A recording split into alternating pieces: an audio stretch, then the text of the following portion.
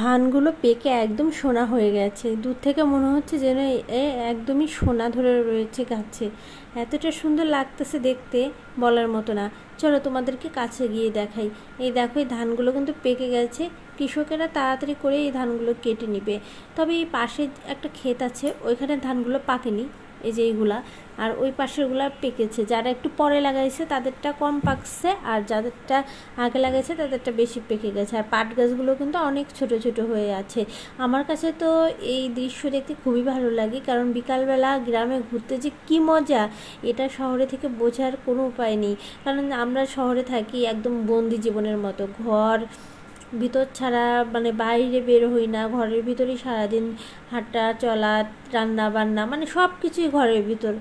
যাই হোক, তো গ্রামে যেহেতু এসেছি, এই জন্য আমি চেষ্টা করতেছি প্রতিদিনই তোমাদের সাথে নতুন নতুন এক একটা ভিডিও শেয়ার করার জন্য।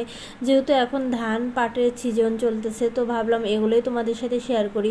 আমার তো খুবই ভালো লাগে। আমি জানি না তোমাদের কাছে আমার ভিডিওটি কেমন লাগে, তবে আজকে আমার মনটা খুবই ভালো, কারণ আজকে দীর্ঘ 9 মাস পর আমার পেজে স্টার সেট আপ আসছে।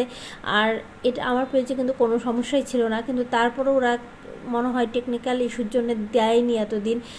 এতদিন পর আসলো। মানে আমি যে কতটা রাত, কতটা কষ্ট পাইছি যখন দেখি সবার পেজে কোনো সমস্যা নেই, সবাই ভিডিও আপলোড করতেছে, ওদের সেট আপ আছে, আর আমার নাই। আমি এত কষ্ট করতেছি, এত পরিশ্রম করতেছি, পেজে কোনো সমস্যা থাকতো সেটা এক কথা, যেহেতু কোনো সমস্যাই নেই তাহলে কেন আমাকে দিচ্ছে না, আমি দেখেই ছাড়বো আমাকে কবে দিবে।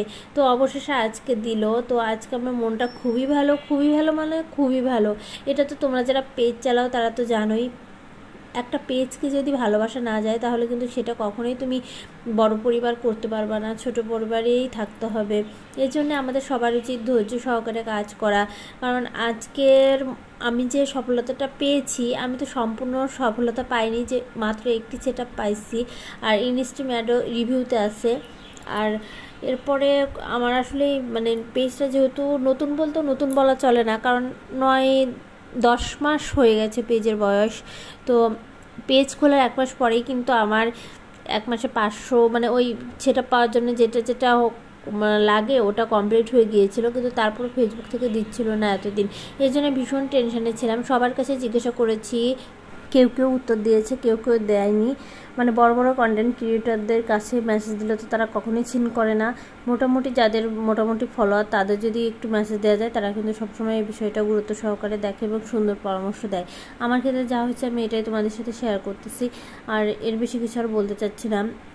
আর সবার দিন কিন্তু সব সময় একই রকম যায় না, সময়ের পরিবর্তনের সাথে সাথে অবশ্যই আমারও সুদিন আসবে, আমি বিশ্বাস করি। তো আমার ভিডিওটি আমি আজকের মতো আর বেশি বড় করব না। যারা যারা ভিডিওটি দেখবে অবশ্যই কমেন্ট করে যাবে, আমি প্রত্যেকের পরিবারে যেয়ে ঘুরে আসবো, কারণ আজকে আমার মন খুবই খুশি। টাটা।